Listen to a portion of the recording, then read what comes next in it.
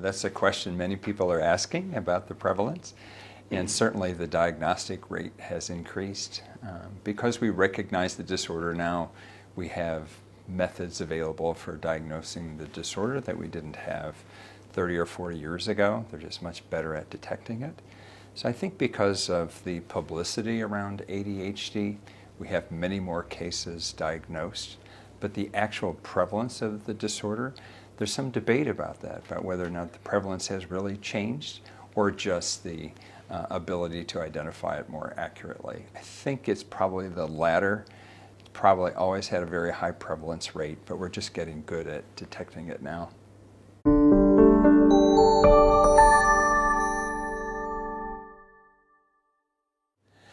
Far and away, the best way to identify these problems is the use of a very good history and rating scales. Many of the tests that some of us learned long ago in our graduate coursework in psychology and social work and related fields, we're just not very good at identifying attention problems, hyperactivity, or the combination of the two. Rating scales are so fast, inexpensive, and accurate. I know when we were developing an attention problem scale, we were shocked at how easy it was to identify those problems very accurately with a very small number of problems.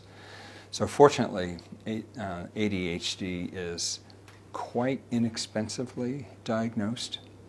It's very practical, so that's fantastic for families and for schools and others that need to make the diagnosis. However, there are many false positives on rating scales. And for myself, I can only rule that out with history. I can give you an example of an adolescent who was referred to a clinic at a previous university, and this fellow acquired ADHD very quickly in a matter of weeks. And ADHD is simply not acquired like the influenza, for example. So if you have a very rapid onset and you have high ratings on inattention hyperactivity, it's probably not ADHD. In this particular case, it was a case of depression. So history and rating scales are usually quite accurate in combination with one another.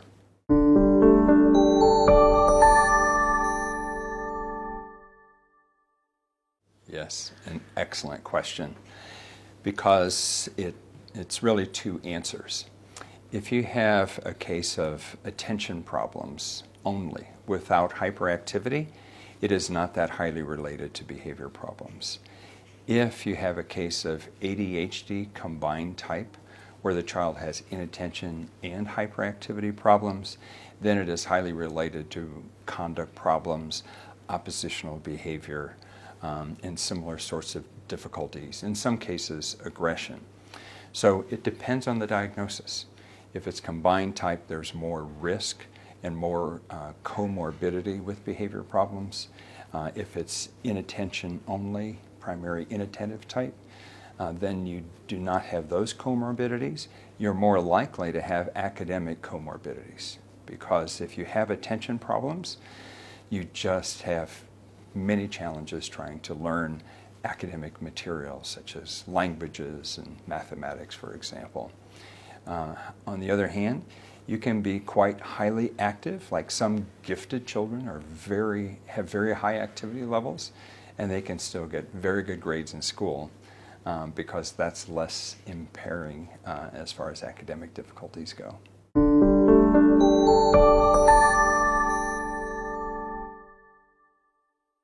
It's an excellent question about why you need information from different sources to make the diagnosis of ADHD, but also to determine the most appropriate interventions or treatment strategies. It's important because a child can behave differently in different contexts.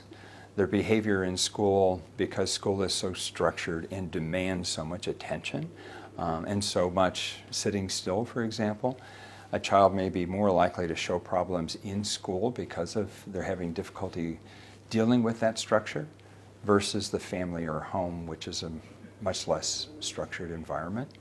It's also important, however, to fill out the diagnostic picture by getting information from the child or adolescent themselves.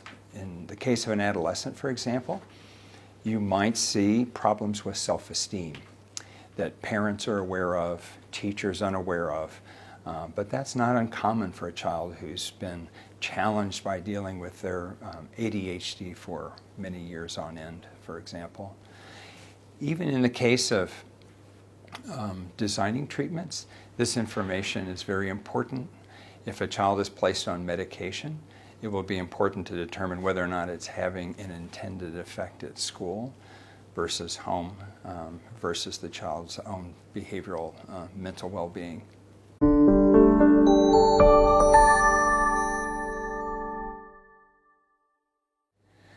There are at least two important ways where the BASC or similar rating scales can help children with ADHD. First is the diagnostic part, because you have multiple informants, so you can assess inattention and hyperactivity across settings, which is important. It also has separate scales for inattention and hyperactivity. And those two separate scales need to be independently strong in order to do a good job of identifying a child who has a subtype of ADHD, primary hyperactive impulsive type or primary inattentive type. Rating scales like the BASC-3 are also really important for monitoring progress, because there's much research to show that some children who respond really well to medication for ADHD no longer need that medication at a later point in development. So a diagnosis of ADHD really does not determine with great accuracy whether or not a child or adolescent is going to be challenged by these problems long term. So continuous assessment, just like a pediatrician would do for any other condition that a child possesses, annually, for example, is really important, and rating scales are so inexpensive and practical for that sort of progress monitoring over time, so that treatment can be adjusted or ceased altogether hopefully at some point later in development.